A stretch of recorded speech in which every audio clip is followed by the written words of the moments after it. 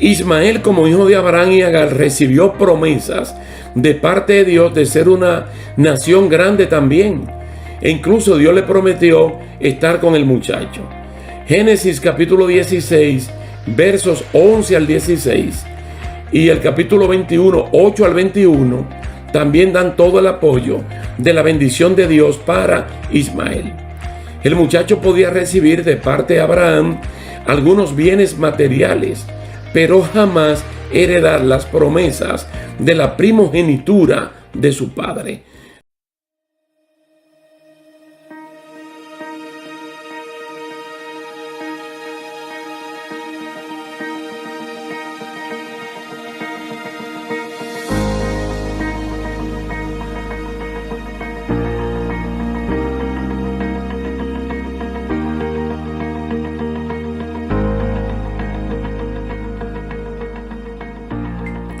¿Qué tal, queridos hermanos? Dios le bendiga, Dios le guarde. Es un placer estar aquí con ustedes para continuar esta serie de estudios bíblicos entrenados para vencer.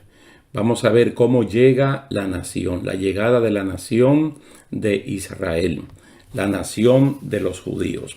Vamos poco a poco en este caminar viendo cómo estas personas son entrenadas por Dios no para el fracaso, sino para el triunfo. Y nosotros como iglesia podemos vernos en estas jornadas o en estos procesos del Antiguo Testamento.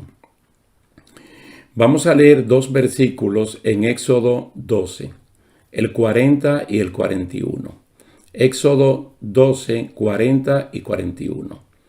El tiempo que los hijos de Israel habitaron en Egipto fue de 430 años. El mismo día en que se cumplían los 430 años, todas las huestes de Jehová salieron de la tierra de Egipto. Siempre es bueno recordar, hermano, que tanto ellos como nosotros o la persona del Nuevo Testamento, siempre hay puntos en los cuales le fracasamos a Dios y no hay una obediencia 100%. Pero en el caso de la salida de los hebreos de Egipto, salió el 100%. No se quedó absolutamente ninguno, incluyendo los huesos de José, que no se olvidaron y también lo sacaron. En 430 años de vida en Egipto, las 75 personas descendientes de Jacob se incrementaron a más o menos 2 a 3 millones de personas. Toda la promesa del Señor de heredar la tierra de Canaán se habían olvidado mientras el pueblo nacía, crecía y moría en la esclavitud egipcia. Llegaron a olvidar o a desconocer incluso el nombre de Dios. De vez en cuando se acordaban del Dios de Abraham, a pesar de las palabras de José de que Dios algún día iba a visitar a su pueblo para retornarlo a la tierra de la promesa. José, quien vivió 110 años de vida, 93 años de los cuales los vivió en Egipto, y de esos años, 80 años en una muy buena posición como gobernador de ese gran imperio. En esta posición como administrador de los bienes del imperio, entendió muy claro que Dios, el Dios de su padre Jacobo, de su abuelo Isaac y de su bisabuelo Abraham, los visitaría tarde o temprano para llevarlos a la tierra de las cuales había prometido como el hogar de los descendientes de Abraham. El recuerdo de que Dios los visitaría vino cuando ellos estaban posicionados en Egipto, muy bien posicionados, libres de problemas laborales y con mucha seguridad económica. Al principio, cuando José era un adolescente, recibió de Dios los sueños de lo que él iba a hacer cuando fuera un adulto. El sueño de que sus hermanos se postrarían delante de él y de que él gobernaría sobre su padre y madre tenía que tomarse su tiempo hasta que José madurara como ser humano y tuviera un carácter desarrollado para entender el alcance de lo que realmente Dios iba a hacer con él y que esta posición no lo fuera a convertir en un tirano hasta de su propia familia.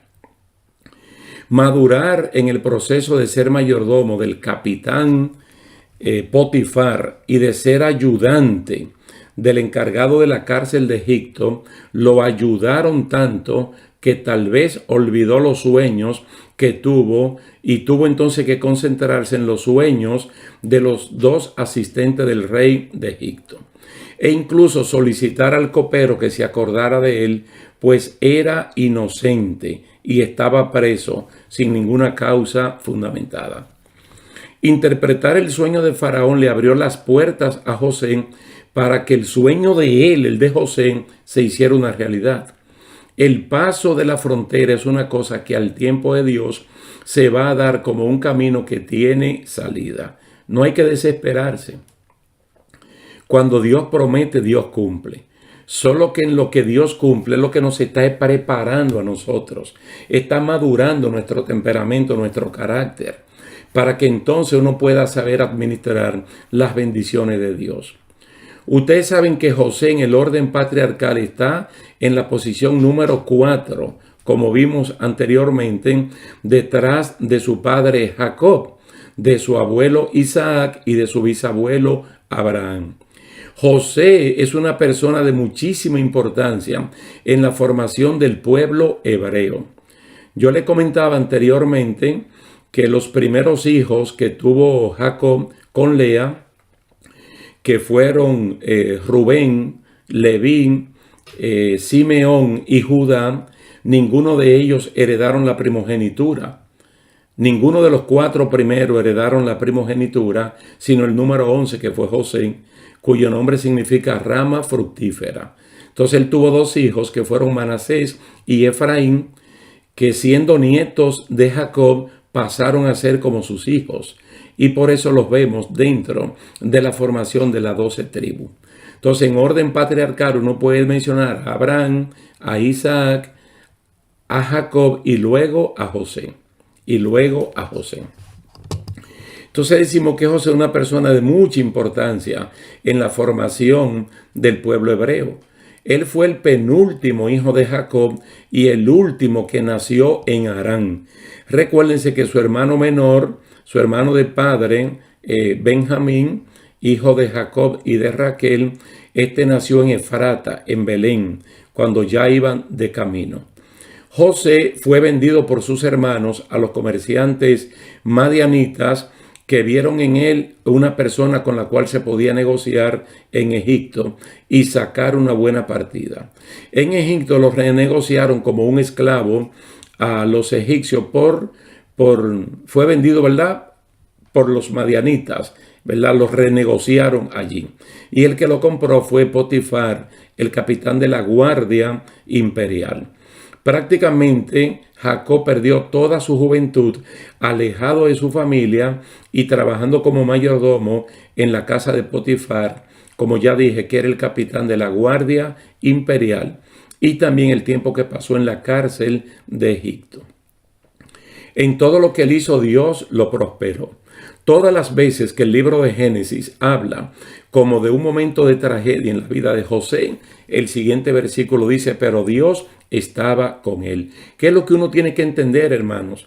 Que Dios no es de circunstancia, Dios es personal, Él es relacional y Él prometió estar con nosotros en las buenas y en las malas. Y Él va a actuar en el momento que Él cree que es el conveniente, tanto en el caso de José como en el caso suyo y mío. José llegó a ser administrador de todo el imperio egipcio por la gracia de Dios. Le dio para conocer e interpretar los sueños que tuvo el rey egipcio. José es un vivo ejemplo de que se puede ser fiel a Dios en contra de muchas adversidades. Resistió cristianamente las pruebas y tentaciones que le puso la mujer de Potifar para que se acostara sexualmente con ella. Relaciones sexuales ilegítimas a toda costa. Soportó el estar preso sin causa judicial. Trabajó como ayudante del alcaide de la cárcel del rey.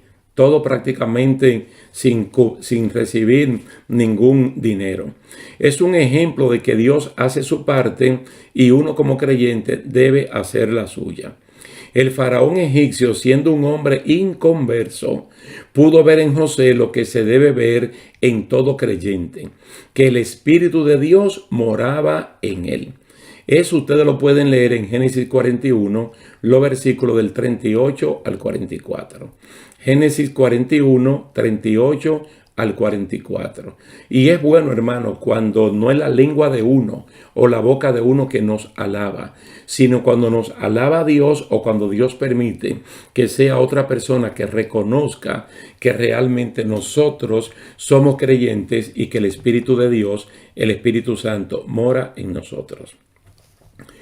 Mire, toda la capacidad de Dios en José la puso en práctica.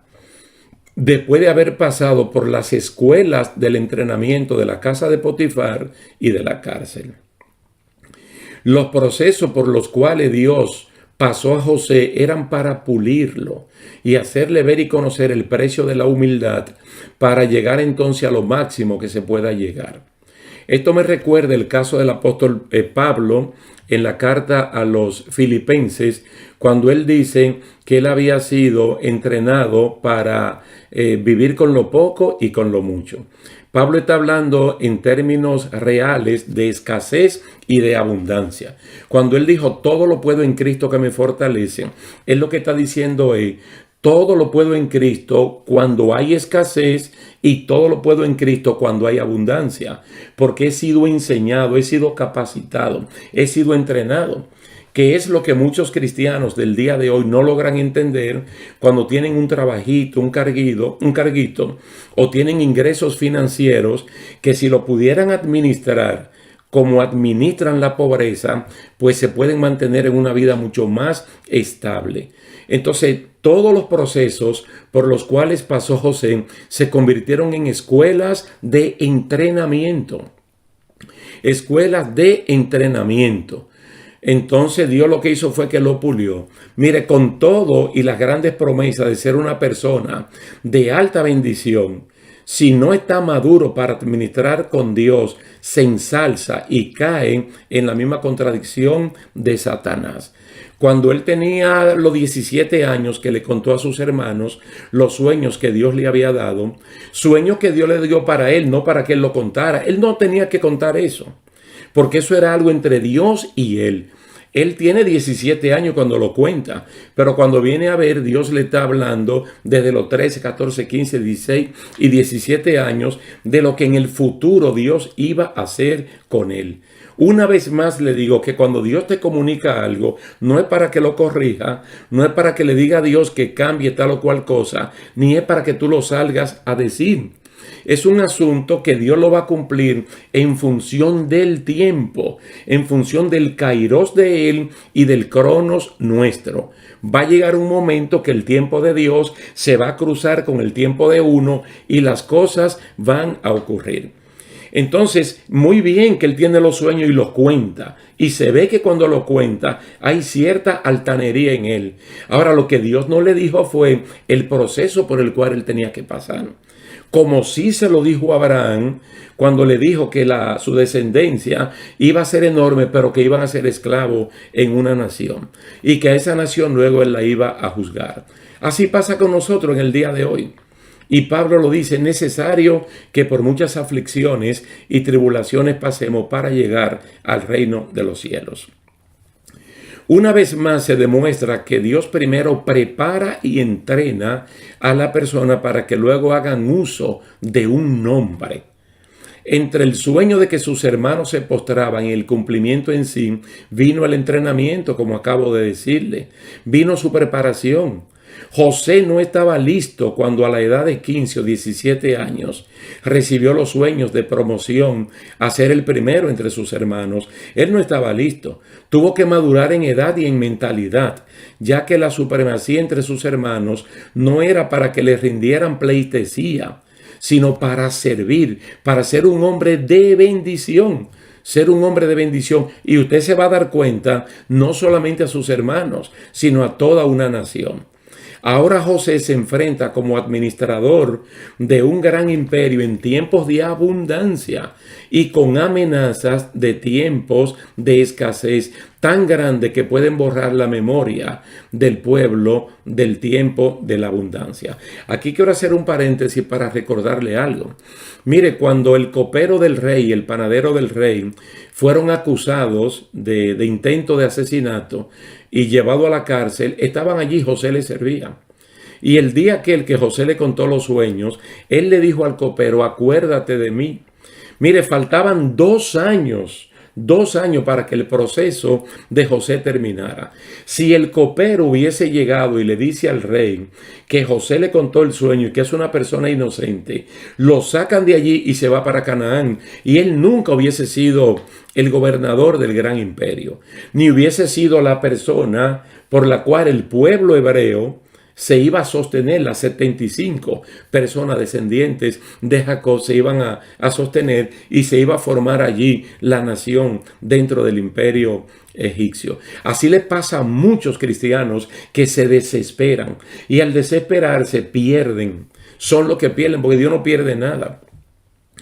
Mire que ahora José entra en una posición de ventaja, porque los sueños, ¿cómo eran los sueños? No era que los 7 años de escasez venían primero, era que los 7 años de abundancia venían primero. Entonces se necesitaba capacidad para administrar esta abundancia para cuando llegue la escasez, que es lo que muchas veces nos falta a nosotros, porque no tenemos mayordomía ni del tiempo ni de los ingresos que Dios nos da. Entonces, de momentos de angustia y de dificultades salen grandes experiencias y momentos de triunfo con más sabor que las amarguras que uno pudo haber soportado en el proceso del entrenamiento. Así lo expresó muchos años después el patriarca Job.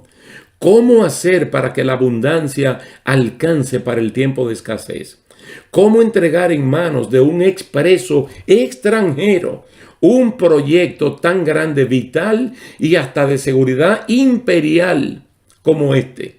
¿Por qué no usar un ingeniero, un matemático egipcio, como habían tantos, para que administrara la producción agrícola del imperio? Es así como este joven José diseña planes de acopio, almacenamiento de la producción de granos con sofisticados métodos que permitan almacenar trigo por años y años. Probablemente estos silos, esta planta de silos, que tal vez ustedes, algunos conocen, que la vemos en áreas agrícolas, fueron diseñadas por el mismo José. Tal vez no con la modernidad que estamos viendo ahora, pero con la modernidad de su tiempo. Entonces él podía, son equipos o almacenes donde puede haber movimiento de inventario, como para que el producto no esté estancado, para que reciba aire, para que no se dañe. Todo esto es ciencia y sabiduría que viene de parte de Dios, porque José en ningún momento se atribuyó para sí los conocimientos que él le estaba revelando a Faraón, sino que él dijo el Dios del cielo. Dios es que lo ha revelado. Cosa que posteriormente uno puede ver también en personas humildes, en este caso como Daniel. José no fue una persona que se complicó la vida, sino que partió de la sencillez de almacenar, moviendo inventario de lo añejo por lo que va entrando, estableciendo sistemas de almacenamiento, procedimientos que se generan enormes cantidades de empleo directos, indirectos, se pagaban impuestos para el gobierno y se evitaba el pánico en la población, sin tener que decirle a nadie que vienen 7 años de hambre sobre la tierra, porque él solo se lo dijo al emperador, al faraón. Pero él no tiene que buscar un periódico o ir a una emisora y decir, vienen 7. No. Hay cosas que Dios se le informa al creyente, el creyente la sabe. Todo el libro de Apocalipsis son 22 capítulos y el capítulo 1 en su primera parte dice que es la revelación de Dios para que sus siervos sepan lo que va a ocurrir. Y en base a lo que va a ocurrir, entonces uno puede actuar y predicar no un evangelio de condenación, no un evangelio de infierno, de lago de fuego, de anticristo, de bestia, sino un evangelio de salvación, como muy bien dice la palabra, buenas nuevas. Entonces eso es lo que está haciendo José, evitando pánico y haciendo lo que hay que hacer. José aprendió a administrar los recursos que tenía, no los que no tenía. Porque hay personas que viven soñando todo el tiempo en el banco de una iglesia, soñando, y de ahí no pasan con lo que ellos quisieran tener. Y Dios en el libro de Segunda de Corintios lo que nos dice es que administremos lo que tenemos. Si tú lo que tienes es poco, sé fiel en lo poco. Si tú tienes lo mediano, sé fiel en lo mediano. Si Dios te ha enriquecido como a Abraham, si te ha enriquecido como a Salomón, si te ha enriquecido como a Job, administra correctamente lo que Dios te ha dado. Lo que tú tienes, no lo que tú no tienes. José fue tan amado y apreciado por el pueblo de Egipto y por los señores gobernadores, fue amado y apreciado por su mismo pueblo, que vieron en él a un hombre de bendición y de preservación de vida. Antes de morir les hizo prometer a su gente que cuando el día del retorno a casa llegara, sus huesos no podían ser dejados en tierra de Egipto, sino llevados a la tierra de la promesa y ser debidamente sepultados allá. José se convirtió de esta manera en el cuarto líder con promesas firmes de parte de Dios, y además le creyó tanto a Dios como sus antepasados Abraham, Isaac y Jacob. Fue un asunto de pura fe afirmar y hacer pacto de que sus huesos se lo lleven a la tierra de promesa, cuando ellos estaban disfrutando uno de los mejores momentos económicos, tanto él como gobernador y sus hermanos como hacendados en la tierra de Gosén en Egipto. En Génesis 50, los versículos 24 y 25, José dice: yo voy a morir. Él está consciente de que va a morir, sea por la edad, por la enfermedad, pero él sabe que va a morir. Mas Dios ciertamente os visitará y os hará subir de esta tierra que juró a Abraham, a Isaac y a Jacob. Dios ciertamente os visitará y haré llevar de aquí mis huesos. Ese hombre estaba plenamente seguro que así como él iba a morir, así mismo Dios iba a venir a sacar ese pueblo. Eso no se parece a lo que la iglesia está esperando justo en este momento. Nosotros tenemos 2000 años, dice segunda de Pedro capítulo 3, diciendo que Cristo viene. Y la misión nuestra es decir que Cristo viene, vivir como si Cristo viniera hoy, pero nunca ponerle fecha. Porque Él va a venir cuando Él crea que tiene que venir, pero de que viene, viene. Entonces, cuando José le dice esto, ellos ni siquiera eran esclavos. Ellos estaban en una posición de prosperidad económica. La esclavitud iba a llegar después que José muriera. Entonces iban a pasar muchos años hasta que Dios los visitara ya en la persona de Moisés y traer la liberación y formar la nación de Israel. Nótese la forma como Dios conduce todo su proceso cuando de cumplimiento de promesas se trata. Cuando Abraham murió, lo sepultaron sus dos hijos, Ismael e Isaac, en la cueva de Macpela, en la heredad de Efrón el Eteo que había comprado Abraham. Cuando Isaac murió, lo sepultaron sus dos hijos, Esaú y Jacob, en la misma heredad que Abraham había comprado. Cuando Jacob muere en Egipto, José se pone al frente del proyecto de llevar el cadáver, el cuerpo de su padre, y darle junto a sus hermanos una apropiada sepultura en el mismo lugar de los otros dos, y como había sido el deseo de su padre. La cueva de Macpela se convirtió en el nicho familiar de Abraham y Sara, de Isaac y Rebeca, de Jacob y de Lea. Ahora, cuando muere José, se afirma que los médicos egipcios lo embalsamaron y lo pusieron en un ataúd. Génesis 50, versículo 26. Génesis 50, 26. Es decir, que José, en cumplimiento de sus deseos, no fue sepultado en Egipto por sus dos hijos, Manasés y Efraín, como había sido lo normal con sus antepasados inmediatos, sino que fue embalsamado. ¿Sabe cómo le llamaban a eso en tiempos de los egipcios? Momificado. momificado de tal manera que ese cuerpo podía durar cientos y cientos de años. Entonces podía durar todo el tiempo sin descomponerse. Como José solo tuvo 2 hijos, Manasés y Efraín, y el relato dice que él vio los hijos de sus hijos hasta la 3ª generación, hijos, nietos, bisnietos y tataranietos, y que él murió teniendo 110 años. Entonces es de suponer que el pueblo que se multiplicó y cayó en la esclavitud egipcia pasó cerca de 300 años bajo el látigo de los egipcios. Es decir, se cuenta todo el tiempo de Israel en Egipto, aunque la primera parte ellos no estaban en sí como esclavos. La esclavitud propiamente comienza después que José muere. Ahora bien, uno se pregunta si cuando José murió, ¿no era mejor llevarlo de una vez a Canaán y sepultarlo allí como pasó con su padre Jacob?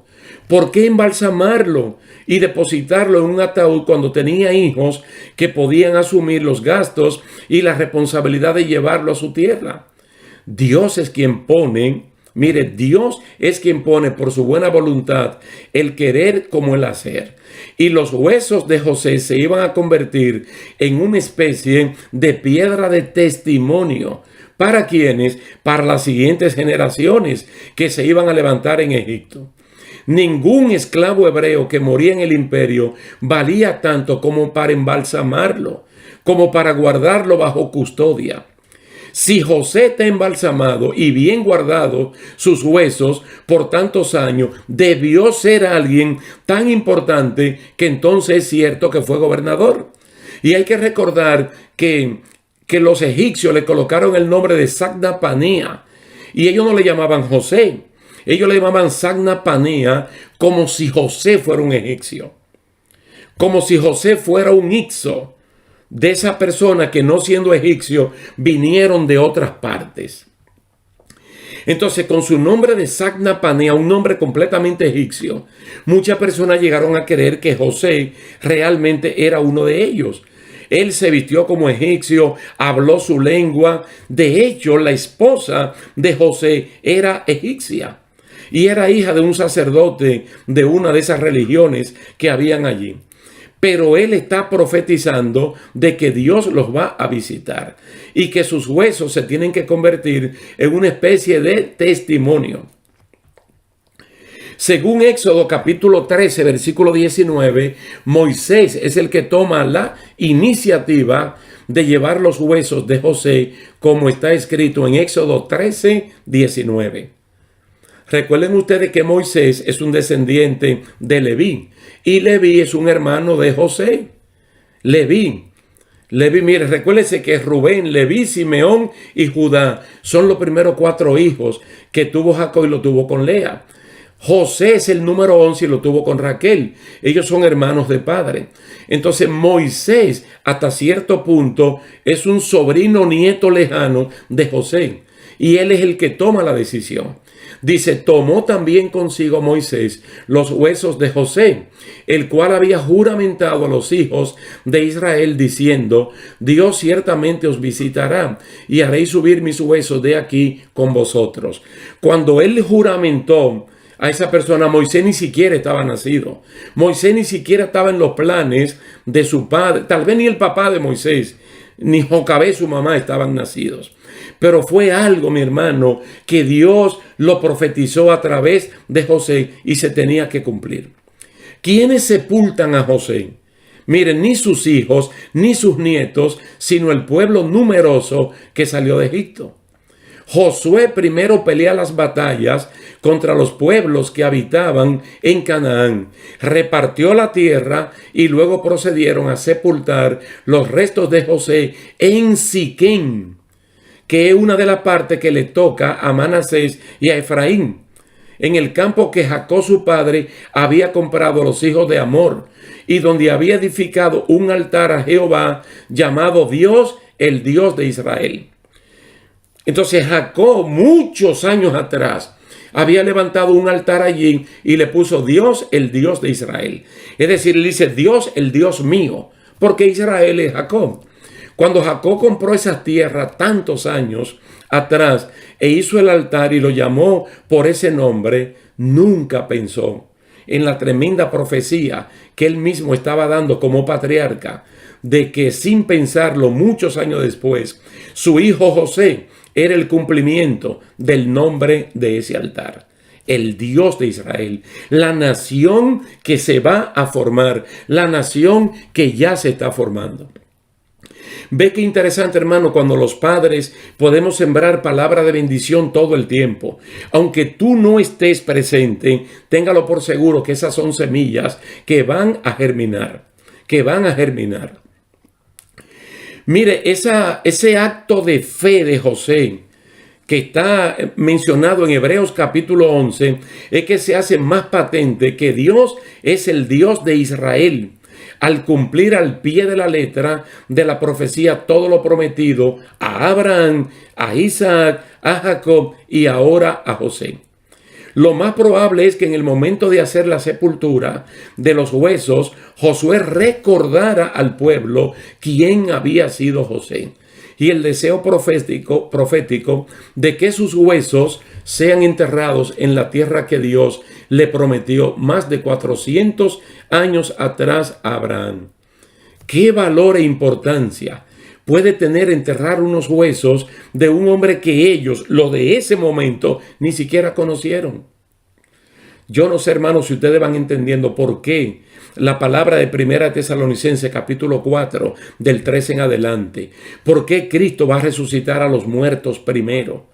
¿Por qué ningún hueso, ningún ser cristiano, cuerpo cristiano convertido en polvo se va a quedar allí? Mira, todo comienza por ahí. Y no hay una esperanza más grande para nosotros, los que vivimos ahora. Y es que los que nos antecedieron, que murieron, se van a levantar. Y si alguno de nosotros el tiempo no lo permite para vivos recibir el arrebatamiento, si estamos muertos, tranquilos, que todo el proceso por ahí es que va a comenzar. Dios usa a José como profeta para enseñarle a su gente que aunque ellos, lo del tiempo de José, lo de aquel tiempo de José, estaban económicamente prosperados y muy bien ubicados como extranjeros en Gosén, en esa tierra de Gosén en Egipto, ese no era su lugar, ese no era su hogar. Y que aunque los egipcios amaran, respetaran y honraran a José por todo lo que hizo, ese no era su lugar. Porque José no era un egipcio, José no era de ese mundo. Muchos años antes que apareciera en Egipto un rey que desconociera a José, él profetizó que sus huesos no se podían quedar allí. Bendito y alabado sea el nombre del Señor. De ahí que nosotros podemos entender, hermano, tantas cosas que en el día de hoy son bendiciones para nosotros. Son bendiciones. Miren, esta fase de la vida del pueblo hebreo es que más se amplió la frontera de la bendición y ellos pudieron ver que el entrenamiento valió la pena. Pues al morir la generación de José y sus hermanos, muchos de ellos se olvidaron de lo que Dios había prometido. Pero Dios no se olvida. Esto porque cuando Dios le dijo a Abraham que su descendencia sería esclava en tierra ajena, José lo entendió como algo que no era privado para Abraham.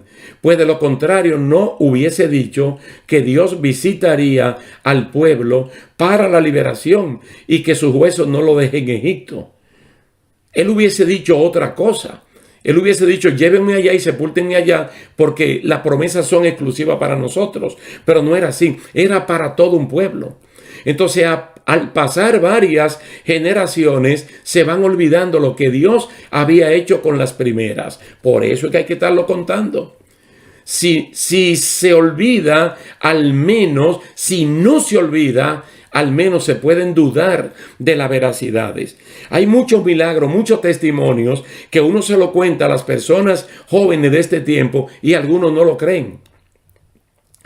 Miren, ni Abraham, ni Isaac, ni Jacob escribieron libros de la Biblia. Ellos no son autores de ninguno de los libros de la Biblia, sino que ellos transmitieron la promesa de Dios de manera oral, lo que se llama la oralidad. La oralidad, lo transmitieron de generación a generación, diciendo, primero lo tomaron en el corazón y luego lo sacaban de allí y lo pasaban a la generación. Fue una transmisión oral y hasta con la práctica de vida como debe ser. Mire, buscar esposa para Isaac y Jacob en Harán y no en Canaán es una firme muestra de una fe no contaminada. Es la preocupación de todo padre cristiano de que sus hijos no se casen con inconversos, aunque los inconversos moralmente se vean bien.